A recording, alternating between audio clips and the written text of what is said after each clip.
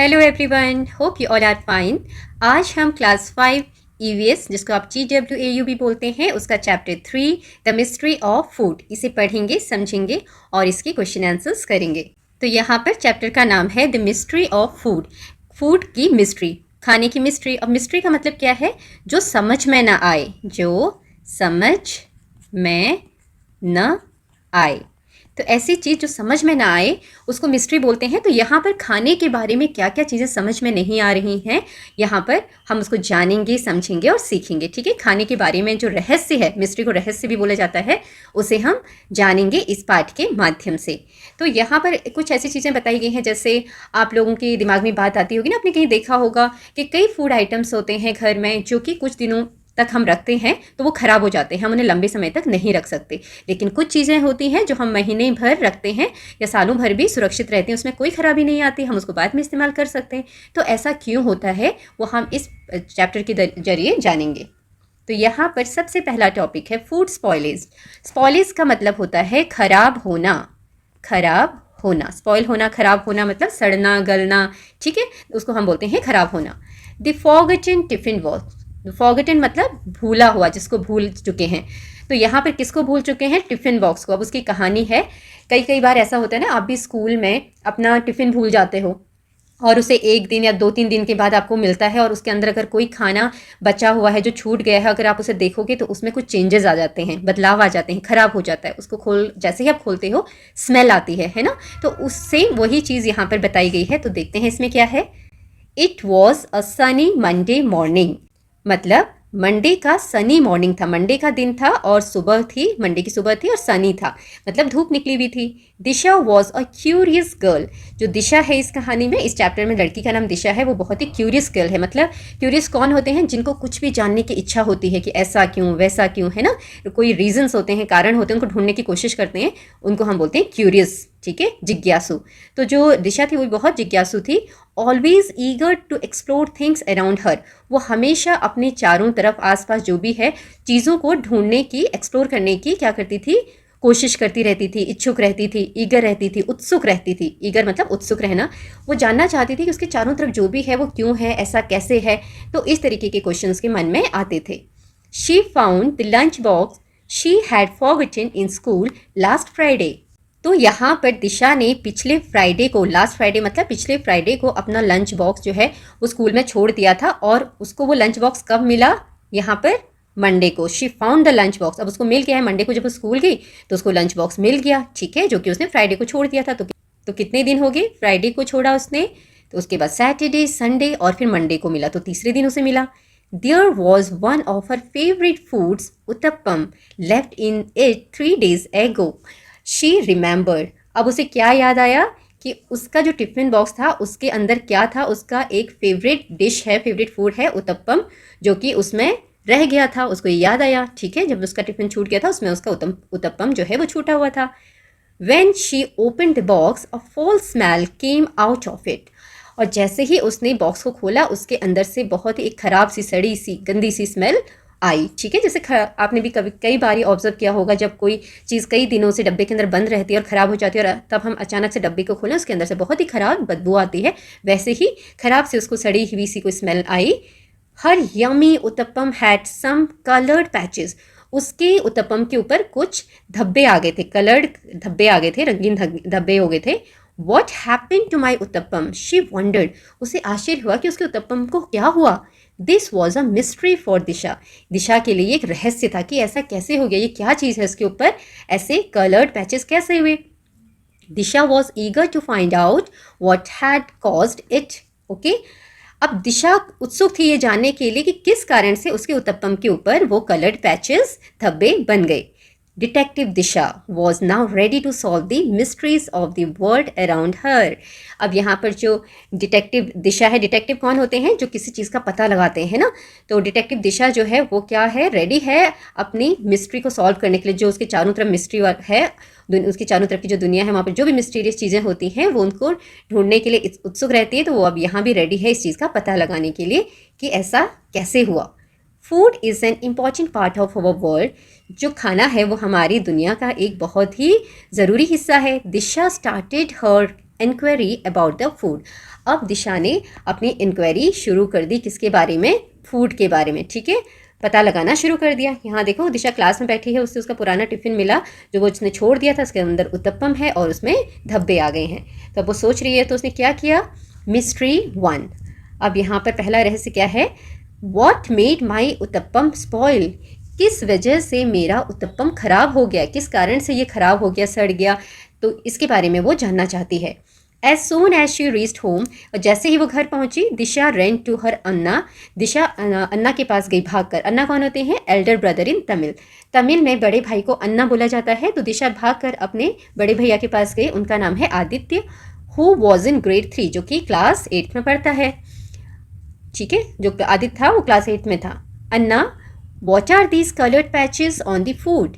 अन्ना को वो दिखाती है फूड, अपना उत्तपम दिखाती है और उससे पूछती है कि भैया ये जो कलर्ड पैचेस हैं उत्तपम के ऊपर, ये क्या हैं? It does not smell good, इसकी स्मेल अच्छी नहीं आ रही है। दिशा आस्क्ड, दिशा पूछती है। ही लुक्ड एंड स्माइल, जो भैया है वो देखता है और मुस्कुराता है। दैट्स मोल्ड दिशा, वो बोलता है दिशा ये मोल्ड है। अब मोल्ड क्या है देखो, these tiny living things are called microbes which grow on your food and changed it.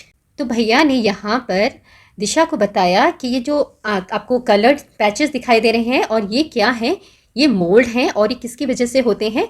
ये माइक्रोब्स की वजह से होते हैं। जो माइक्रोब्स होते हैं वो लिविंग टाइनी लिविंग थिंग्स है, बहुत छोटे छोटे जीवाणु हैं। माइक्रोब्स को हम जीवाणु बोलते हैं, छोटे छोटे जीवाणु होते हैं, जिसकी वजह से ये क्या है, फूड का कलर चेंज हो गया है। और ये किस में ग्रो करते हैं? ग्रू ऑन योर, उन्होंने बताया कि ये तुम्हारे जो फूड है इसमें ये ग्रू हुए हैं, पैदा हुए हैं। ठीक है, तो ये जो छोटे छोटे जीवाणु हैं, टाइनी लिविंग थिंग, इनको माइक्रोब्स बोलते हैं। माइक्रोब्स के एग्जाम्पल जैसे होते हैं बैक्टीरिया, फंजाई, वायरस और प्रोटोजोआ। ये अलग अलग माइक्रोब्स हैं, ये जीवाणु हैं। ये हमारे चारों तरफ होते हैं, हवा में होते हैं, पानी में और मिट्टी में। ठीक है, तो इसके बारे में हम आगे पढ़ेंगे इसमें। तो यहाँ पर जो भैया हैं, बड़े भैया, उन्होंने यही बताया कि जो ये कलर्ड पैचेस हमें दिखाई दे रहे हैं, ये मोल्ड्स हैं और ये क्या हैं?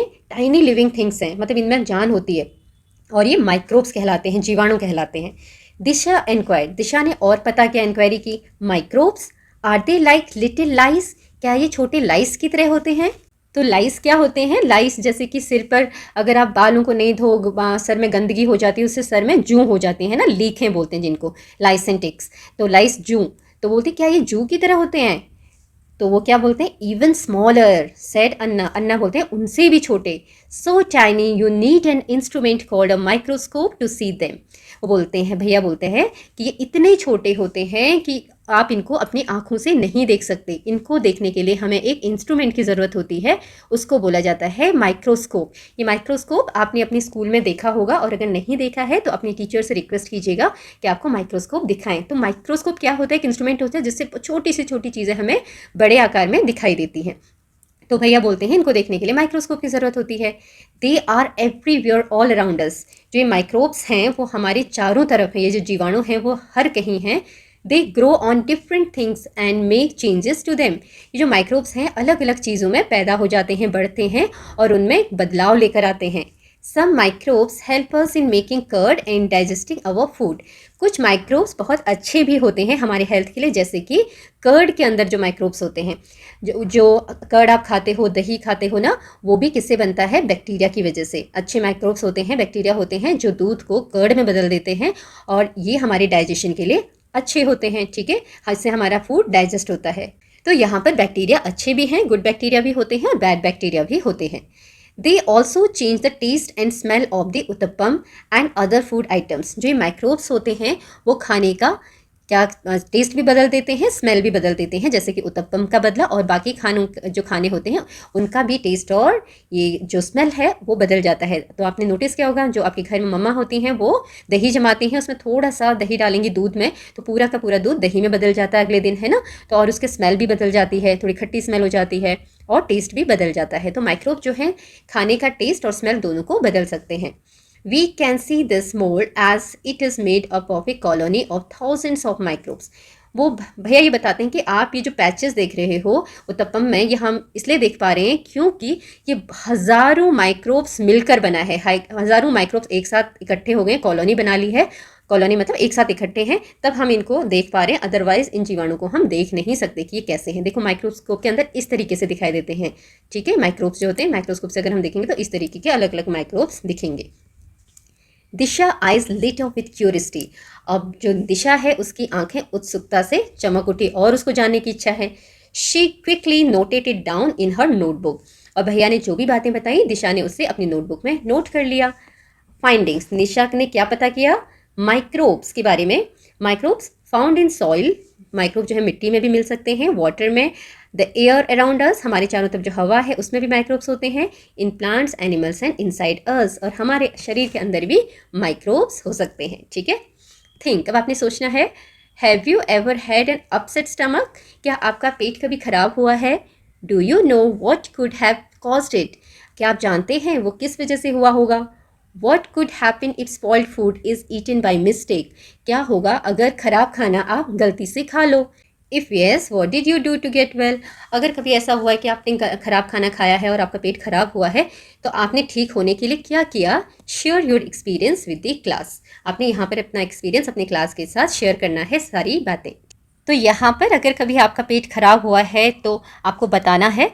तो अक्सर क्या होता है कि अगर कभी हम खराब खाना खा लेते हैं, स्पॉइल्ड फूड खा लेते हैं या बासी खाना खा लेते हैं, तो पेट खराब हो जाता है, वो भी माइक्रोब्स की वजह से, क्योंकि उसके अंदर बैक्टीरिया डेवलप हो जाते हैं और जैसे वो खाने के साथ हमारे शरीर में जाते हैं वो फूड पॉइजनिंग कर देते हैं या खाने को जो हमारा पेट है उसे ख़राब कर देते हैं। उसकी वजह से पेट दर्द होता है, लूज़ मोशंस होते हैं, ठीक है। और इसके लिए आपके घर में मम्मी जैसे आपको घरेलू नुस्खे यूज़ करते होंगे, आपको खूब सारा पानी पीने के लिए बोलते होंगे, और हम नारियल पानी पीते हैं, छाछ पीते हैं, जिससे कि पेट ठीक हो जाता है। लेकिन फिर भी अगर ठीक नहीं होता है तो हम क्या करते हैं? डॉक्टर के पास जाते हैं, तो डॉक्टर हमें पर्टिकुलर दवाई देता है उसके लिए और फिर ठीक हो जाते हैं। तो आपके साथ ऐसा कुछ हुआ हो तो आप यहाँ पर बताइएगा। आगे है mystery 2, why do some food spoil faster? अब यहाँ पर दूसरा रहस्य क्या है कि कुछ खाने की चीज़ें जल्दी क्यों ख़राब होती हैं? फास्टर मतलब जल्दी जल्दी, ठीक है। तो यहाँ पर आप देखो क्या है, दैट आफ्टरनून, उसी दोपहर, Disha noticed a slice of bread that she had left on the balcony for a cat that did not come for 2 days। तो दिशा ने यहाँ पर नोटिस किया कि उसने 2 दिन पहले एक ब्रेड का टुकड़ा अपने घर की बालकनी में रखा हुआ था एक बिल्ली के लिए, ठीक है। लेकिन 2 दिन तक बिल्ली नहीं आई। जब 2 दिन तक बिल्ली नहीं आई तो 2 दिन बाद यहाँ पर दिशा ने उस ब्रेड के टुकड़े को नोटिस किया। It had coloured patches on it, उसके ऊपर कलर्ड पैचेस थे। देखो इसके हाथ में आपको ये ब्रेड पीस दिखाई दे रहा होगा, इसके ऊपर पैचेस बने हुए थे, ठीक है। But the pickles her Pati, grandmother in Tamil, had made 2 months ago were still delicious as it was covered with oil। तो यहाँ पर तमिल में ग्रैंड मदर को, दादी माँ को क्या बोला जाता है? पाती। तो दिशा ने क्या नोटिस किया कि उसने 2 दिन पहले जो ब्रेड का टुकड़ा छत में छोड़ा हुआ था, अपनी बालकनी में छोड़ा हुआ था, उसमें तो पैचेस आ गए हैं, धब्बे आ गए हैं, ठीक है। लेकिन उसकी दादी माँ ने जो पिकल्स बनाए थे, अचार बनाए थे 2 months ago, 2 महीने पहले, वो अभी भी डिलीशियस हैं, टेस्टी हैं, और वो ऑयल से ढके हुए हैं। जब अचार बनाते हैं, अचार को ऑयल से ढक के रखते हैं, ऑयल डाला जाता है उसमें। तो दिशा ने ये नोटिस किया कि जो अचार है वो तो अभी भी डिलीशियस है, ख़राब नहीं हुआ है, लेकिन जो ब्रेड का टुकड़ा है उसके ऊपर पैचेज आ गए हैं, दाग धब्बे आ गए। स्ट्रेंज, बड़े आश्चर्य की बात है। विस्पर्ड दिशा, दिशा ने धीरे से बोला, why does some food spoil fast and some last for a long time? अब दिशा अपने आप से क्वेश्चन करती है कि क्यों कुछ जो खाने की चीज़ें हैं वो जल्दी ख़राब हो जाती हैं, स्पॉइल माने ख़राब होना, फास्ट मतलब जल्दी, एंड सम, और कुछ लास्ट फॉर लॉन्ग टाइम, और कुछ लंबे समय तक रहती हैं। तो अब इसका आंसर दिशा ढूंढ रही है। तो यहाँ पर पहला क्वेश्चन है, why do you think food gate spoiled? आपको क्या लगता है कि खाना क्यों खराब होता है? तो यहाँ पर आप बता सकते हैं, food gate spoiled because of the growth of microbes on it. जो खाना है वो खराब हो जाता है क्योंकि उसमें माइक्रोब्स ग्रो करते हैं, ग्रो हो जाते हैं, and heat, moisture and air makes these microbes grow faster and spoil the food. जो गर्मी है, जो टेम्परेचर होता है गर्मी, या मॉइस्चर है पानी की मात्रा, एंड एयर जो हवा होती है, उसकी वजह से माइक्रोब्स जल्दी ग्रो करते हैं और खाना जो है खाने को खराब कर देते हैं। So you can write the answer like this. Now come to next. She went back to her Anna and asked.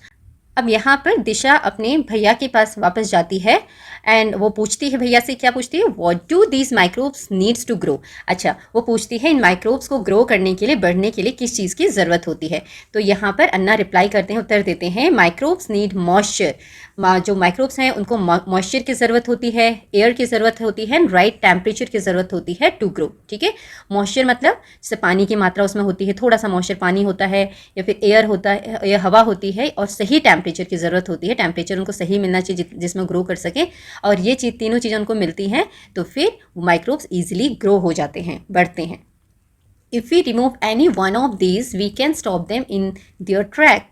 इन तीनों चीज़ों में से, मॉइस्चर, एयर और टेम्परेचर में से कोई भी एक चीज़ को हम रोक दें, कोई भी एक चीज़ इनको ना मिले, तो इनका जो ग्रोथ है वो रुक जाएगा। वो वहाँ पर ही जितना वो बढ़े हुए वहीं पर उनका ग्रोथ रुक जाएगा, वो आगे नहीं बढ़ पाएंगे। All life needs water and air to survive. हर जीवन को जिंदा रहने के लिए पानी की और एयर की ज़रूरत होती है ना।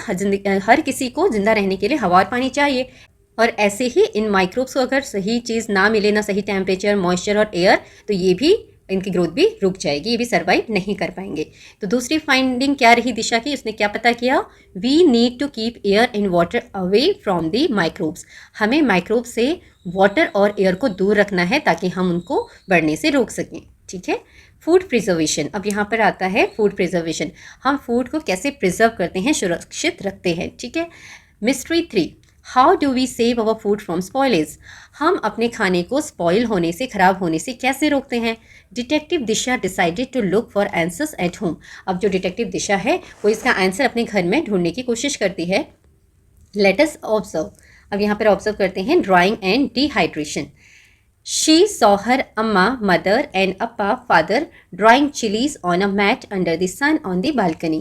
यहाँ पर दिशा अपनी अम्मा को, अम्मा मतलब मदर को बोला जाता है तमिल में, और अप्पा मतलब पापा, फादर को देखते हैं। वो दोनों क्या कर रहे होते हैं, मम्मी और पापा, वो अपनी बालकनी में धूप में मिर्चियाँ सुखा रहे होते हैं एक मैट के ऊपर। यहाँ पर देखो, उन्होंने एक मैट बिछाई है और यहाँ पर वो मिर्ची को सुखा रहे हैं बालकनी में मैट बिछाकर। Why are you drawing these amma. तो यहाँ पर दिशा पूछती है कि अम्मा आप इनको क्यों सुखा रही हो। शी आस्क्ड, उसने पूछा, to make chilli powder, this should last us for the entire year. Amma answer, तो उसकी मम्मी ने क्या उत्तर दिया कि मैं इनको चिली पाउडर बनाने के लिए सुखा रही हूँ, मतलब सुखाने के बाद इसका पाउडर बनाएंगे और वो पूरे साल भर रहेगा। ठीक है, पूरे साल वो उसको इस्तेमाल कर सकते हैं। तो यहाँ पर एक क्या पता किया उसने, दिशा ने, कि drying in the sun removes the moisture from the chillies, without moisture microbes can not grow.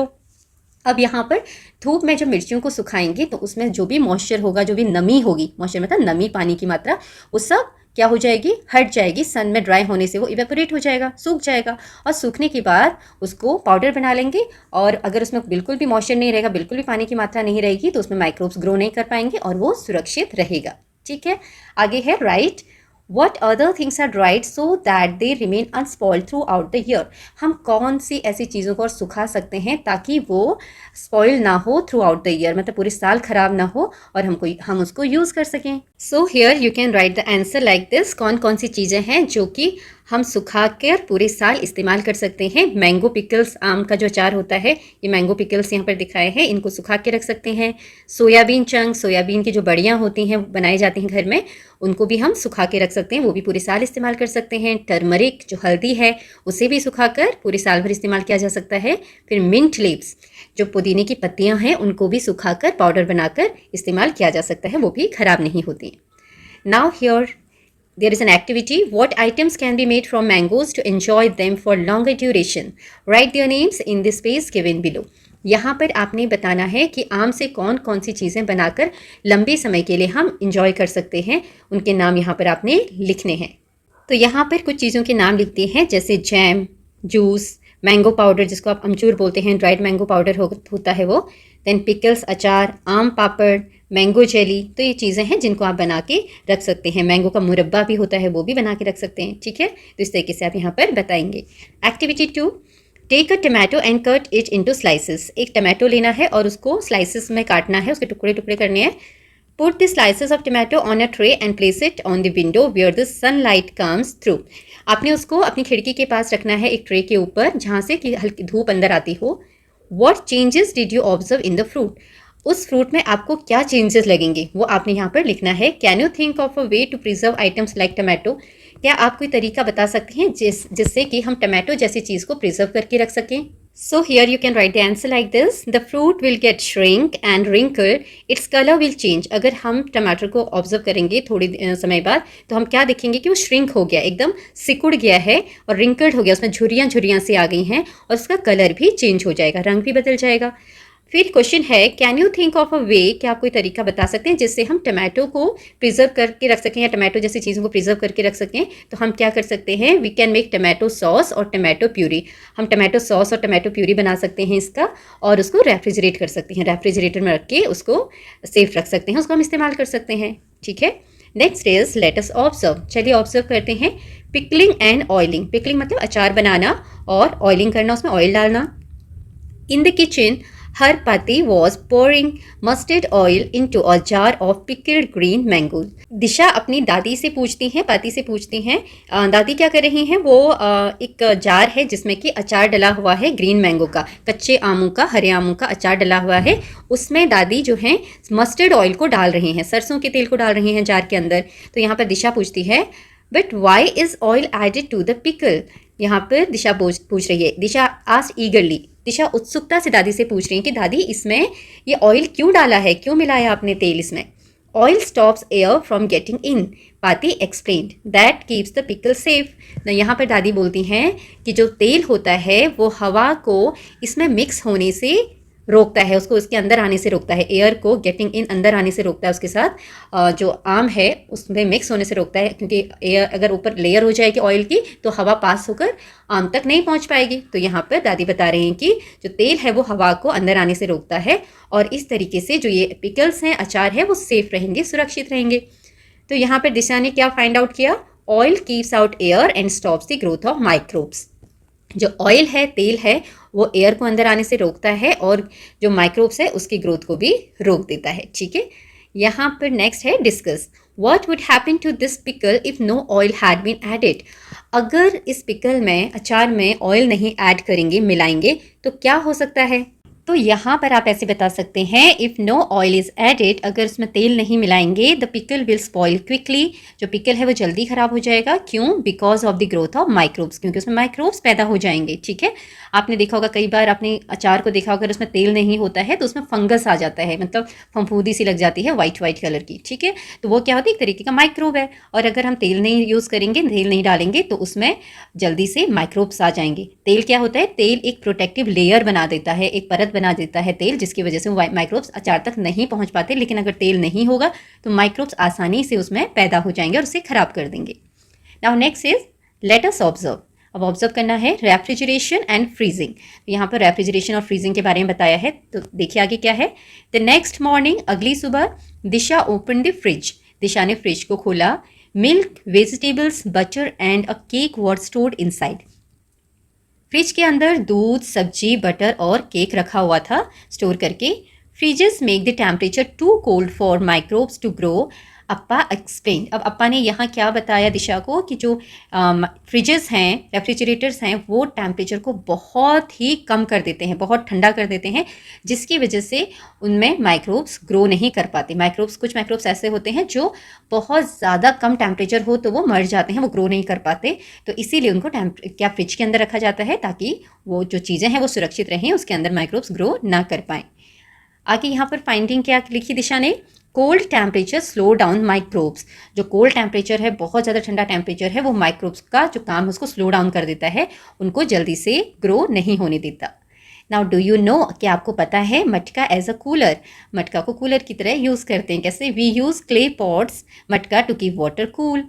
यहाँ पर बताया गया है कि हम मटके का इस्तेमाल करते हैं पानी को ठंडा रखने के लिए। ठीक है, तो कई लोग हम भी क्या करते हैं, गर्मियों में मटके का, जो मिट्टी का क्ले का पॉट होता है, उसको यूज़ करते हैं पानी पीने के लिए, क्योंकि उसमें पानी ठंडा रहता है। Now next is why does butter need refrigeration and ghee does not? अब यहाँ पूछा है कि बटर को रेफ्रिजरेशन की ज़रूरत होती है सुरक्षित रखने के लिए, घी को ज़रूरत नहीं होती है। घी को अगर आप बाहर भी रख दो तो भी वो ख़राब नहीं होता, लेकिन अगर आप बटर को कुछ समय के लिए बाहर रख देंगे तो वो ख़राब हो जाएगा, उसको रेफ्रिजरेटर में रखने की ज़रूरत होती है। ऐसा क्यों? यहाँ पर एक हिंट भी दिया है, find out how butter and ghee are made at home. आपको पता लगाना है कि बटर और घी कैसे बनता है घर में। उससे आपको पता चल जाएगा कि ऐसा क्यों है कि बटर को रेफ्रिजरेशन की ज़रूरत है और घी को नहीं। तो यहाँ पर अगर आपने घर में देखा होगा अपनी मदर को घी बनाते हुए, तो आप बता सकते हैं घी जो है बटर से बनता है, जो मक्खन है उससे बनता है। मक्खन को क्या करते हैं, बटर को पहले गर्म करते हैं। गर्म करने से क्या होता है, water separates from the butter. Butter में एक्चुअली थोड़ा पानी होता है। जब बटर किससे बनता है, मलाई से, ठीक है, दूध का जो क्रीम होती है उससे बटर बनता है, और उसमें थोड़ा वाटर का कंटेंट होता है, थोड़ा दूध होता है, तो वो पानी है। और उस पानी को जो है इवेपोरेट करना होता है, तो हम उसे गर्म करते हैं, और जब गर्म करते हैं तो उसमें से वाटर सेपरेट हो जाता है फ्रॉम द बटर। पानी अलग होके वो इवेपोरेट हो जाता है। देखो, अगर गर्म करते रहेंगे तो पानी इवेपोरेट हो जाएगा और केवल घी बचेगा, ठीक है।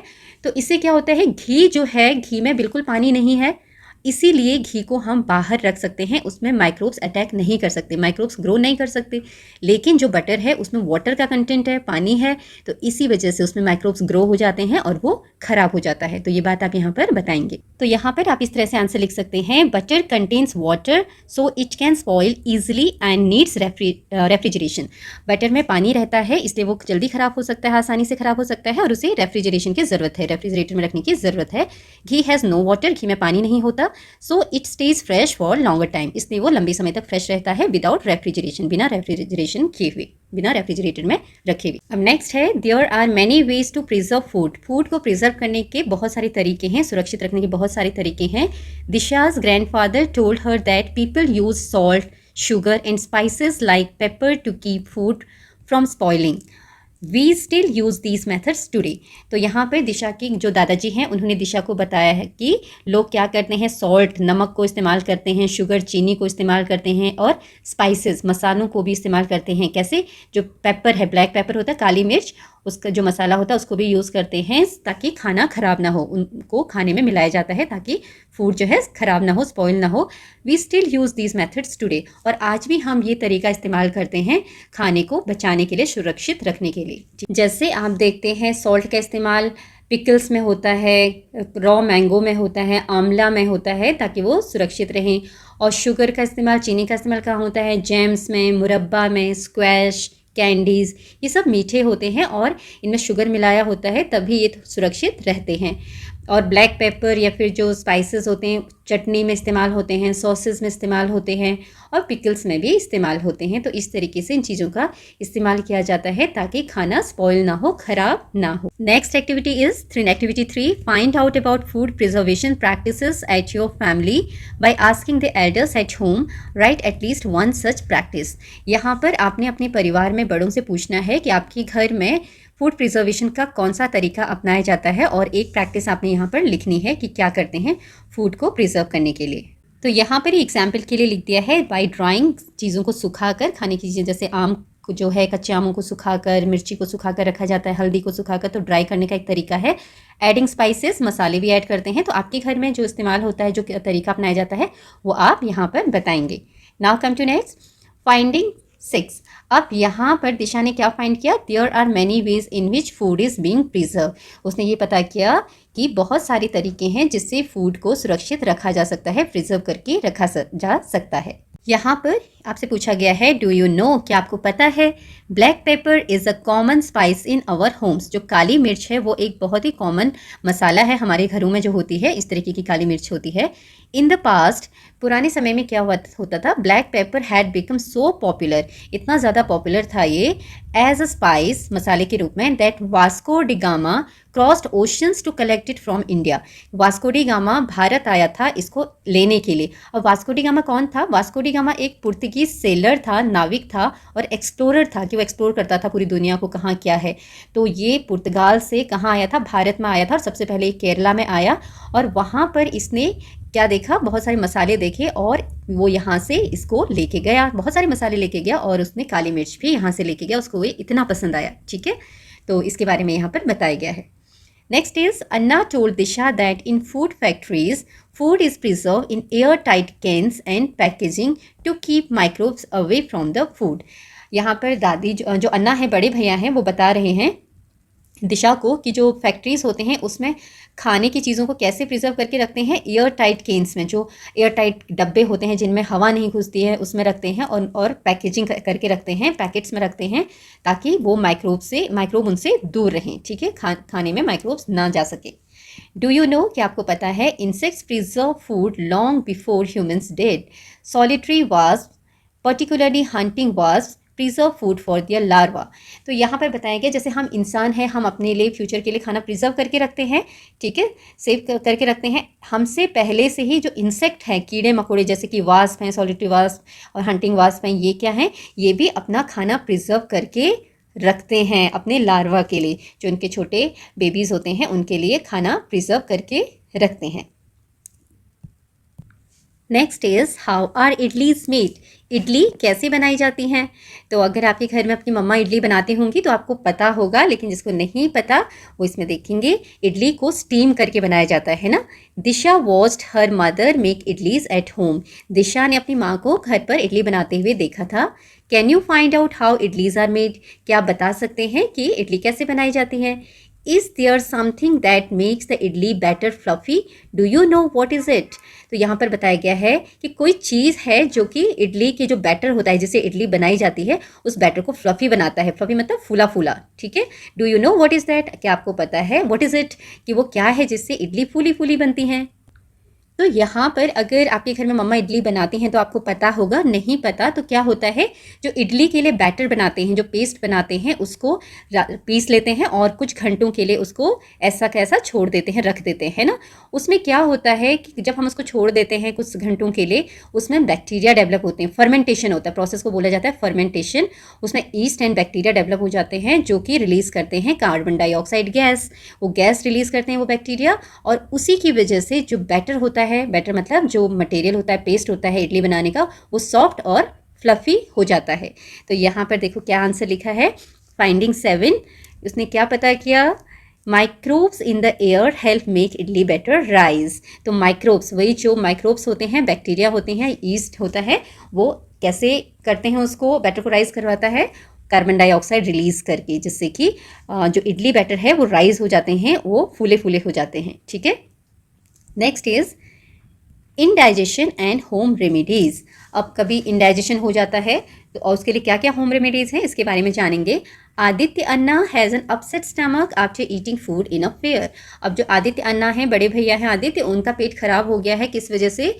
क्योंकि उन्होंने एक फेयर में, बाहर के मेला लगा होगा, वहाँ पर खा लिया कोई चीज़, कोई फूड खा लिया, उसकी वजह से उसके बाद उनका पेट खराब हो गया। Did you ever have an upset stomach. क्या आपका कभी पेट अपसेट हुआ है, पेट खराब हुआ है? वॉमिटिंग और इंडाइजेशन, कभी आपको वॉमिटिंग हुई है पेट खराब होने की वजह से, या इंडाइजेशन होने की वजह से, अपच होने की वजह से? Did you use any home remedy. तब आपने कोई घरेलू नुस्खा अपनाया है, घरेलू चीज़ें करके उसको ठीक किया है। Right about the home remedy given to you. आपको आपके घर में कौन सी होम रेमेडी दी गई थी उसको ठीक करने के लिए, वो आपने यहाँ पर बताना है। तो जब अक्सर पेट खराब होता है ना, तो घर में हमें दही दिया जाता है, बटर मिल्क दिया जाता है, ठीक है, और जो होता है कोकोनट वाटर भी पीते हैं ताकि पेट ठीक हो सके। और पेट ठीक हो जाता है तो वेल एंड गुड, अगर नहीं तब भी आराम मिलता है, तब हम डॉक्टर को कंसल्ट करते हैं, डॉक्टर के पास जाते हैं। तो आपके जो एक्सपीरियंस है वो आप यहाँ पर बताएंगे। Have your parents given you curd or some product like buttermilk made from it for an upset stomach. तो आपसे पूछा गया है कि आपके पेरेंट्स ने आपको कभी दही या फिर उससे मिल बनी हुई चीज़ें जैसे कि बटर मिल्क दिया हो आपके, जब आपका पेट खराब हो। There are small microbes in curd. अच्छा, ऐसा क्यों? दही खाने से या बटर मिल्क को पीने से पेट कैसे ठीक हो जाता है? क्योंकि जो कर्ड है, कर्ड में क्या होते हैं, स्मॉल माइक्रोब्स होते हैं, उसमें भी माइक्रो ऑर्गेनिज्म होते हैं, छोटे छोटे microbes, that join the good microbes in your stomach to help in digestion. और ये माइक्रोब्स क्या होते हैं, गुड माइक्रोब्स होते हैं, ठीक है। और ये गुड माइक्रोब्स की संख्या को हमारे पेट में बढ़ा देता है, जिससे हमारा खाना फिर डाइजेस्ट होता है, डाइजेशन में हमें हेल्प मिलती है। If the problem is severe, अगर इंडाइजेशन की प्रॉब्लम बहुत ज़्यादा है, बहुत ज़्यादा पेट खराब है, you may have to consult a doctor and take medicine. उस केस में आपको डॉक्टर के पास जाना पड़ता है, उनसे कंसल्टेशन लेनी पड़ती है, उनसे पूछना पड़ता है कि क्या हुआ, कैसे ठीक होगा, है ना। डॉक्टर आपको बताते हैं और उसके बाद दवाई लेके आपका पेट ठीक हो जाता है। यहाँ पर फाइंडिंग क्या है, sometimes bad eating habits can also lead to indigestion. कभी कभी बैड ईटिंग हैबिट्स मतलब जब हम ठीक तरीके से खाना नहीं खाते, बाहर का खाना खाते हैं, बिना हाथ धोए खाना खाते हैं, उसकी वजह से भी इंडाइजेशन हो जाता है। Disha's notebook was now full of her findings. अब दिशा की नोटबुक अपनी पूरी फाइंडिंग से भर गई थी, जो जो उसने पता किया उससे भर चुकी थी। माई फूड माई प्राइड, उसने डायरी में क्या लिखा हुआ था topic, my food my pride.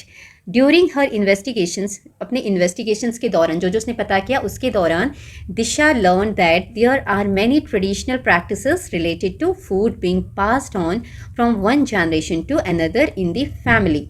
तो यहाँ पर बताया गया है कि इन्वेस्टिगेशंस के दौरान हाँ, उसको ये पता चला कि बहुत सारे पारंपरिक तरीके हैं रिलेटेड टू फूड, खाने से रिलेटेड, जो कि जनरेशन टू जनरेशन पास होते हैं। मतलब हमारी दादी लोगों को जो चीज़ें पता है फूड के बारे में कि फ़ूड को कैसे प्रिजर्व किया जाता है, कैसे सुरक्षित रखा जाता है, वो फिर हम उनने हमारी मम्मी लोगों को बताया, मम्मी लोगों ने हमको बताया, हम लोग अपने बच्चों को बताएंगे। तो ये जनरेशन टू जनरेशन पास होती जाती है ये इन्फॉर्मेशन, ठीक है। फूड से रिलेटेड जो चीज़ें हैं, कैसे बनाई जाता है खाना, जो भी इन्फॉर्मेशन है वो पास होती है एक दूसरे से। She made her detective case diary on my food my pride. अब उसने जो ये अपनी डिटेक्टिव केस डायरी बनाई है, my food my pride, let us look at some new entries in Disha's diary and help her complete some of them. तो यहाँ पर दिशा की डायरी में हमें कुछ नई एंट्रीज कंप्लीट करवानी है और उसकी मदद करनी है, ठीक है। A visit to the vegetable market, vegetable market की विजिट। अब उसने सब्जी वाले बाजार में गए हैं, वो कौन कौन क्या देखो। थाथा ग्रैंडफादर, ग्रैंडफादर को क्या बोलते हैं, Thatha, goes to the vegetable market daily, जो दादाजी हैं वो डेली वेजिटेबल मार्केट जाते हैं। He buys fresh fruits and vegetables, वो वहाँ से एकदम फ्रेश फ्रूट्स और वेजिटेबल्स खरीदते हैं, सब्जियां और फल खरीदते हैं। It was fine to be in the vegetable market with him, उनके साथ सब्जी मार्केट में जाना बहुत फन लगता है, बड़ा मज़ा आता है वहाँ जाना। ये दिशा के वर्ड्स हैं, दिशा बोलती है।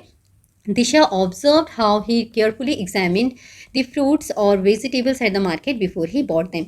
दिशा बोलती है कि मैं जब वो क्या करते हैं दादाजी, सब्जी या फ्रूट खरीदते हैं, वो उनको बहुत अच्छे तरीके से एग्जामिन करते हैं, देखते हैं, चेक करते हैं। दिशा ने उनको देखा है चेक करते हुए कि वो कितने ध्यान से उन फलों को और सब्जियों को चेक करते हैं बाजार से घर लाने से पहले, उनको खरीदने से पहले, ठीक है।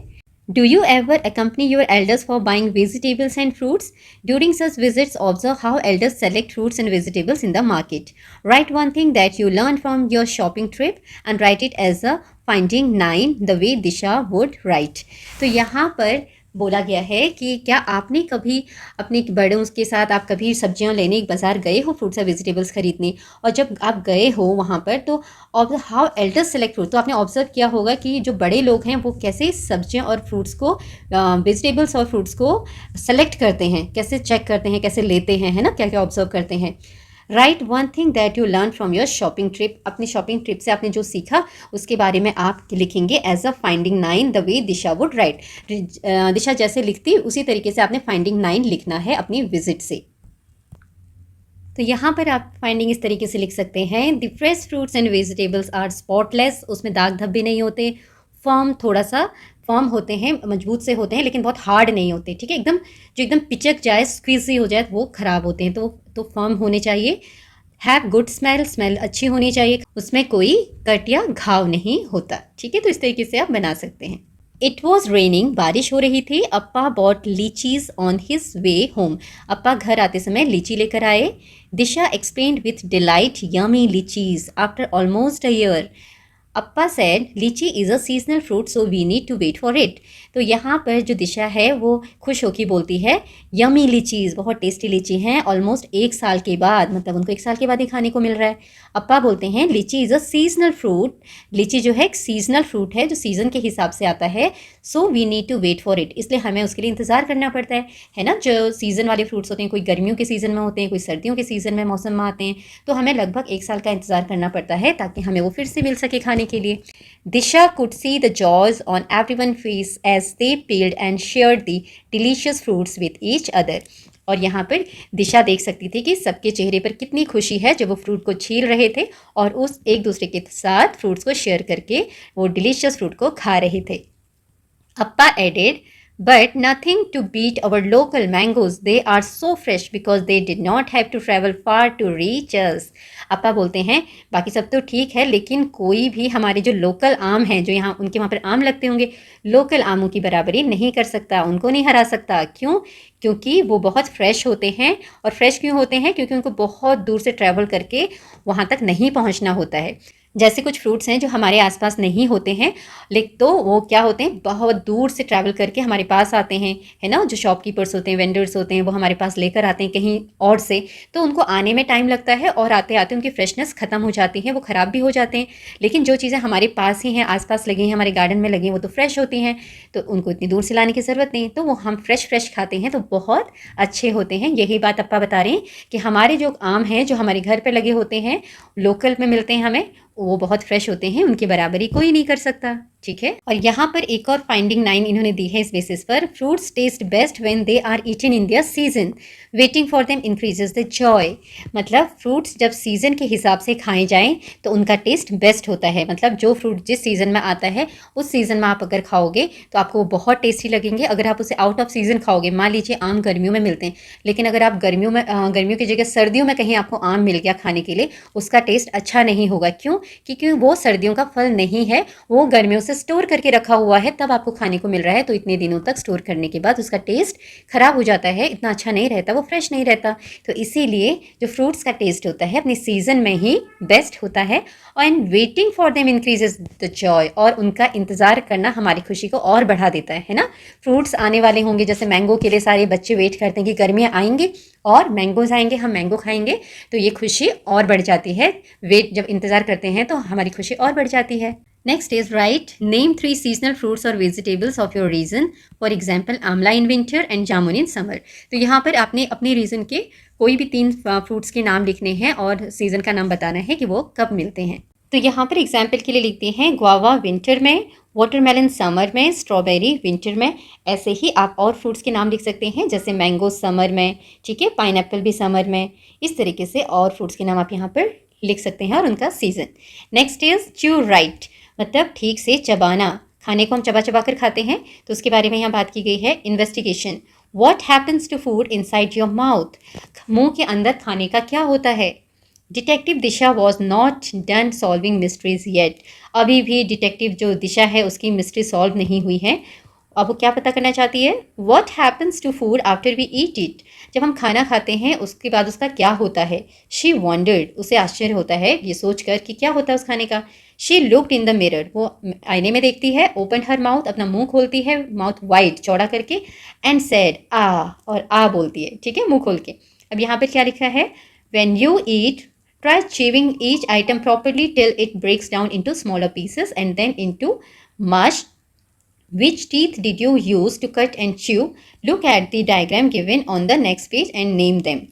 ठीक है, तो यहाँ पर बोला है कि जब आप खाना खाते हो, फूड को च्यू करते हो, तब प्रॉपर्ली उसको च्यू करो, अच्छे से चबाओ, और तब तक आपने उसको खाने को चबाते रहना है जब तक वो अच्छे से ब्रेक डाउन हो गए, टूट टूट के स्मॉलर पीसेस ना बन जाएं। और स्मॉलर पीस बनने के बाद इनटू अ मश, मतलब अच्छे से जब चबा लेते हो आप खाने को, एकदम उसका बाउल जैसा बन जाता है, गोल गोल, है ना, बॉल जैसा बन जाता है, सॉफ्ट, उस तरीके का बन जाना चाहिए, सॉफ्ट होना चाहिए, ताकि आप उसको आसानी से निगल सको। Which teeth did you use to cut and chew, अब आप कौन से दांतों का इस्तेमाल करते हैं खाने को कट करने के लिए या चबाने के लिए, इसके बारे में आगे दिया हुआ है, तो आपने यहाँ पर पता करना है। तो यहाँ पर लिखे हुए देखो, टीथ एंड च्यूइंग, दांत और चबाना। अन्ना सेड, अन्ना बोलते हैं, we have different teeth, incisors to cut, canines to tear, premolars to crush and molars to grind. तो यहाँ पर अलग अलग दांतों का क्या क्या काम है और क्या क्या नाम है ये बताए हैं। इंसीजर्स होते हैं किस लिए, कट करने के लिए। कैनाइन्स होती हैं टीयर करने के लिए, फाड़ने के लिए किसी चीज़ को मुंह से। प्रीमोलार्स टू क्रश, प्रीमोलार्स होते हैं किसी चीज़ को क्रश करने के लिए, और मोलार्स होते हैं ग्राइंड करने के लिए, ठीक है। तो यहाँ पर दांतों के नाम और दिखाए गए हैं, कौन से दांत कौन से हैं, तो देखो इसमें। तो यहाँ पर आप ये डायग्राम देख सकते हैं, इसमें आपके ये 4 इंसीजर्स हैं, ठीक है, और यहाँ पर ये एक कैनाइन है, इस तरफ भी एक कैनाइन है, और उसके बाद आपके प्रीमोलार्स हो गए, यहाँ पर 2 प्रीमोलार ये हैं, और इस तरफ भी 2 प्रीमोलार, और देन यहाँ पर मोलार्स 3 होते हैं, इस तरफ भी 3 और इस तरफ भी 3 प्रीमोलार्स। तो टोटल ऊपर कितने हो गए, यहाँ पर आपके इंसीजर ऊपर हो गए 4, ठीक है, और यहाँ पर कैनाइन्स हो गए आपके 2 ऊपर वाले जॉ में, और प्लस प्री मोलार हो गए आपके 4 अगेन, एंड देन मोलार्स हो गए 6। तो टोटल कितने हो गए ये 6 और 4 10 14 15 16। तो ऊपर वाली जॉ में आपके 16 हो गए टोटल, और ऐसे ही नीचे जॉ में भी 16 टीथ होते हैं। अगर टोटल पूरे आपके दांत होते हैं 32, तो ये बोलते हैं ना 32 तो ऊपर 16 और नीचे 16 होते हैं, तो सेम नीचे भी सेट होता है। तो ये आप अच्छे से देख लीजिएगा। नेक्स्ट है दिशा वॉन्डर्ड, दिशा को आश्चर्य होता है whether more saliva come out when you chew the food for long, क्या जब आप खाने को ज़्यादा देर तक चबाओगे तो आपके मुंह में ज़्यादा सलाइवा निकलेगा। सलाइवा क्या होता है? सलाइवा होता है लार। जब आपने कोई टेस्टी सी चीज़ देखी है तो आपके मुंह में पानी आता है ना, तो उसको बोलते हैं सलाइवा, दैट इज़ लार। तो वो ये बोलती है क्या खाने को ज़्यादा देर तक चबाते हैं तो ज़्यादा लार निकलती है। And chewing properly releases saliva which help digest the food, he added. यहाँ पर अन्ना उसको बोलते हैं कि अगर हम खाने को च्यू करेंगे प्रॉपर्ली अच्छे से, रिलीजेस सलाइवा, तब सलाइवा रिलीज होता है, मुंह से निकलता है, लार निकलती है और उससे खाने को डाइजेस्ट करने में मदद मिलती है। तो इसको ये अन्ना बताते हैं। आगे है फाइंडिंग 10, और फाइंडिंग 10 में क्या लिखती है? Chewing food properly break down the food and releases saliva which help in digestion. अगर हम खाने को प्रॉपर्ली च्यू करते हैं तो वो ब्रेक डाउन करता है खाने को, और उसके बाद सलाइवा रिलीज होता है, निकलता है मुंह में, ठीक है, लार निकलती है जो कि डाइजेशन में मदद करता है। एंड फाइंडिंग 11 क्या है? Different types of teeth have different uses, अलग अलग तरह के दांतों के इस्तेमाल भी अलग अलग हैं। ओरल हाइजीन, ओरल मतलब मुंह से रिलेटेड, जो हमारा माउथ है उससे रिलेटेड, हाइजीन मतलब साफ सफाई। दिशा वॉज हैविंग अ टूथएक, दिशा को दांत दर्द हुआ, ठीक है, दिशा के दांत में दर्द हो रहा था। She visited the dentist with her parents, वो डेंटिस्ट के पास गई अपने पेरेंट्स के साथ। डेंटिस्ट कौन होता है? जो आपके दांतों की देखभाल करता है। अगर आपके दांत में कोई भी प्रॉब्लम है तो जो दांतों को चेक करता है कि क्या प्रॉब्लम है और उससे रिलेटेड मेडिसिन आपको देता है ठीक होने के लिए, तो उसको हम बोलते हैं डेंटिस्ट या दांतों का doctor. The doctor found a cavity, a hole in the tooth and treated it. Doctor को मिला, क्या मिला? एक कैविटी। कैविटी क्या होती है? एक छोटा सा होल जो दांत में हो जाता है, इन द टूथ। दिशा के एक दांत में एक छोटा सा होल हो गया था, उसको हम कैविटी बोलते हैं, और डॉक्टर ने उसका ट्रीटमेंट किया, ठीक है। अगर आप भी अपने माउथ को चेक करोगे, अपने टीथ को चेक करोगे, तो अगर आप बहुत ज़्यादा मीठा खाते हैं और अच्छे से ब्रश नहीं करते हैं तो आपके किसी ना किसी टूथ के ऊपर, दांत के ऊपर आपको कैविटी दिखाई देगी, होल दिखाई देगा। तो आप चेक कीजिएगा अच्छी तरीके से। Rinse your mouth after eating. Brush your teeth regularly. The dentist advised eat fewer sweets. अब यहाँ पर जो डेंटिस्ट है, दांतों का डॉक्टर है, उन्होंने दिशा को एडवाइस दी, सलाह दी। क्या सलाह दी? Rinse your mouth after eating, जब भी आप कुछ खाते हो उसके बाद, आफ्टर मतलब बाद में आपने माउथ को रिंस करना है, अच्छे से कुल्ला करना है, ठीक है, पानी से कुल्ला करेंगे। ब्रश योर टीथ रेगुलरली, और रेगुलरली अपने दांतों को साफ करना है। The dentist advice eat fewer sweets, और डॉक्टर ने ये भी बोला कि फ्यूअर स्वीट्स खाना मतलब मिठाइयाँ कम खाना, मीठी चीज़ें कम खाना। फाइंडिंग 12, अब यहाँ पर क्या पता चला? फाइंडिंग 12 क्या है? ओरल हाइजीन इज़ इम्पॉर्टेंट, मतलब मुंह से रिलेटेड जो हमारी हाइजीन है, साफ सफाई है, वो बहुत ज़रूरी है। फॉर ए डेंटल चेकअप और if any of your teeth are aching you may need to see a dentist. तो यहाँ पर बोल रहे हैं कि डेंटल चेकअप के लिए अगर आपको अपने दांतों का चेकअप करवाना है या फिर टीथ में दर्द है, दांतों में दर्द है, तब आपको किसके पास जाना पड़ेगा? डेंटिस्ट के पास। तो यहाँ पर आप बता सकते हैं कि डेंटिस्ट कौन होता है? दांतों का doctor, a doctor who treats our teeth, okay. Then the danger of choking, अब चोकिंग क्या होता है? कोई चीज़ फंसना। अब यहाँ पर किसके फंसने की बात की जा रही है? देखो, do not Gulp down your food, यहाँ पर बोला है कि अपने हमारा जो खाना होता है, जब हम खाना खाते हैं, वो हमें एकदम से उसको निगल नहीं लेना चाहिए। वॉन्ट अम्मा at dinner chew your food properly, अपना खाना अच्छी तरीके से च्यू करना चाहिए। च्यू करना मतलब चबाना चाहिए। तो यहाँ पर अम्मा वॉर्न कर रही हैं, चेतावनी दे रही हैं, सभी को बता रही हैं कि हमें अपना खाना बिना चबाए हुए निगलना नहीं चाहिए। बड़ा सा बच्चे क्या करते हैं? बड़ा सा कौड़ ले लेते हैं, चबाते नहीं हैं खाने को ठीक से और उसे निगल लेते हैं। उससे क्या होता है? गले में खाना फंस जाता है, चॉकिंग हो जाती है, ठीक है, चौक हो जाएगा गला, तो क्या होगा? आप सांस नहीं ले पाओगे और ये बहुत डेंजरस होता है। So we have to chew the food properly, इसलिए खाने को अच्छी तरीके से चबा के फिर निगलना चाहिए। फाइंडिंग 13 क्या निकला इससे? I must eat my food slowly to avoid choking on it, मुझे अपना खाना धीरे धीरे खाना चाहिए, स्लोली स्लोली खाना चाहिए, to avoid choking on it, ताकि हम चोकिंग को अवॉइड कर सकें, खाना ना फंसे, इसलिए हमें खाने को अच्छे से चबा चबा के धीरे धीरे खाना चाहिए, एकदम से नहीं निगलना चाहिए। Okay, now come to next, right how can you avoid choking, आप चोकिंग कैसे अवॉइड कर सकते हो, चोकिंग को कैसे रोक सकते हो, ये आपने यहाँ पर बताना है। तो इसका आंसर आप इस तरीके से लिख सकते हैं, we can avoid choking by chewing food slowly and properly. हम चोकिंग को रोक सकते हैं अगर हम खाने को अच्छी तरीके से चबाकर और धीरे धीरे खाएंगे, ठीक है। Always seat straight while eating and avoid talking with food in the mouth, और खाते समय हमेशा सीधे बैठना है, लेट कर नहीं खाना है, और खाते समय हमें बातें नहीं करनी है। अगर हमारे मुंह में खाना है उसमें हमने टॉक को अवॉइड करना है, टॉक नहीं करनी, बात नहीं करनी है। फूड इन आवर बॉडी, हमारी शरीर में खाना। अब इसमें क्या है देखिए, फाइनल डिस्कवरी, फाइनल खोज क्या निकाली है यहाँ पर। Some microbes spoil our food while some help us to make food items, they also help us digest food. तो यहाँ पर दिशा ने सारी बातों से जो जो इन्फॉर्मेशन निकाली उसके बारे में बताया गया है। पहली चीज़, सम माइक्रोब्स स्पॉइल अवर फूड, कुछ जो माइक्रोब्स होते हैं वो हमारा खाना खराब कर देते हैं। While some help us to make food items, और कुछ माइक्रोब्स होते हैं जो हमारे खाने को बनाने में हेल्प करते हैं, जैसे कि कर्ड बनाने के लिए माइक्रोब्स की ज़रूरत होती है, दही के लिए, ऐसे ही। They also help us digest food, और ये हमारा जो खाना होता है उसको डाइजेस्ट करने में भी हेल्प करते हैं, वो गुड माइक्रोब्स होते हैं।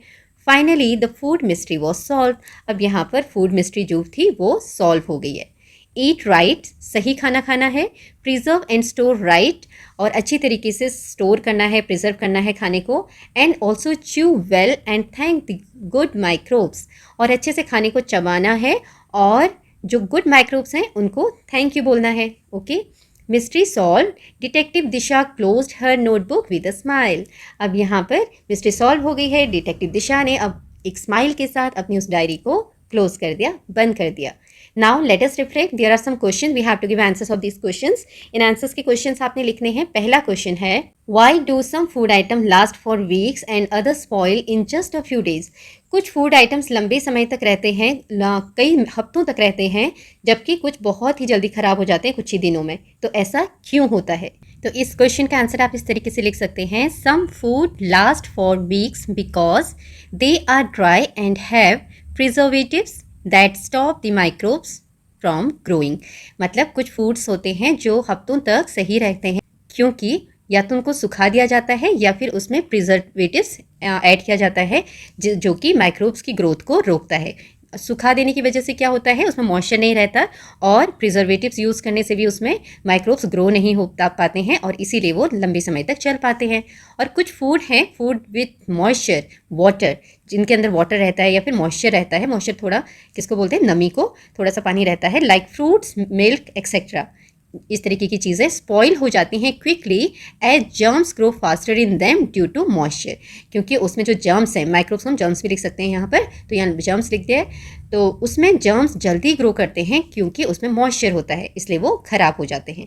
तो इस तरीके से आप अपना आंसर यहाँ पर बता सकते हैं। Next question is, you are going on a field trip for 2 days।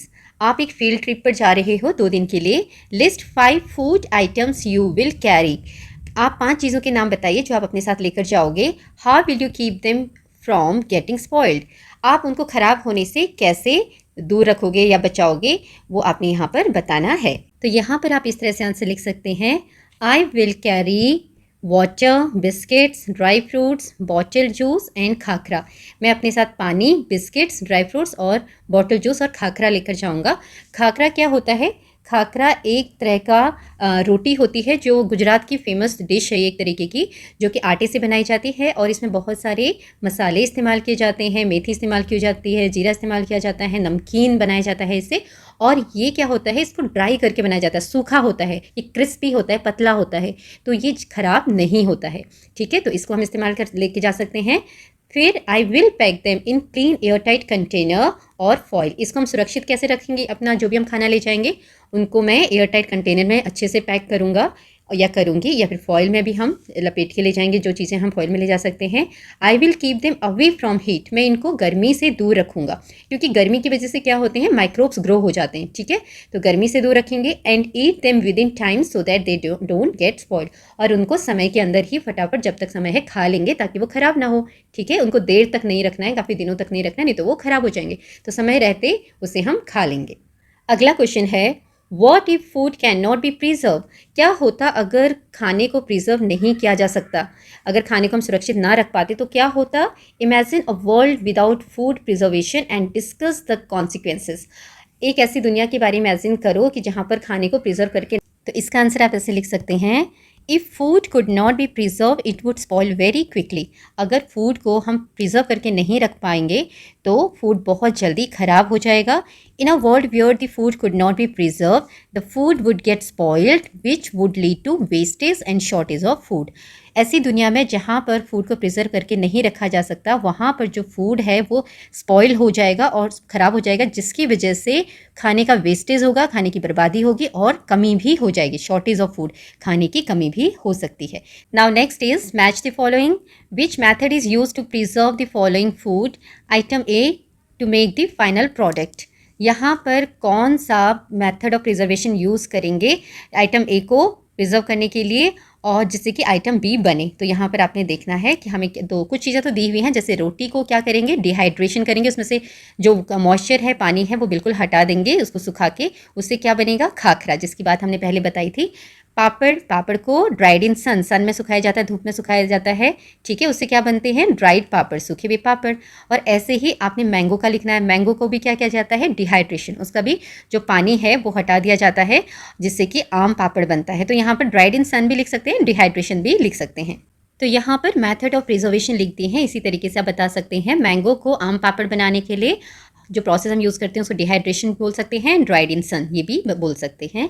Lemon को लेमन पिकल में बदलना है तो उसको पिकलिंग बोला जाता है, जिसमें हम इसमें सॉल्ट और बाकी जो स्पाइसेस मसाले होते हैं वो लेमन के साथ ऐड करते हैं और ताकि वो लेमन पिकल बन जाए। This process is called pickling.